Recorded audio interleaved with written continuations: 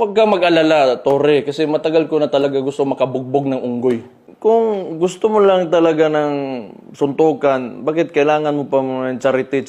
Why do you need kailangan mo pang gamitin yung nangyayari ngayon na baha dyan sa Metro Manila? If you're really serious about this, kung gusto mo yung charity na yan, and you've laid some conditions, then let me lay my own conditions for the event. Kung serious ka talaga, ha? These are my conditions.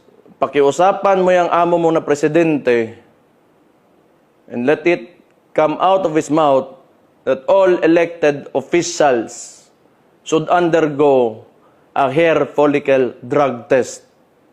Papalagan ko yung charity mo na yan. Walang problema. If it will answer the issues nitong bansa natin, I can do that.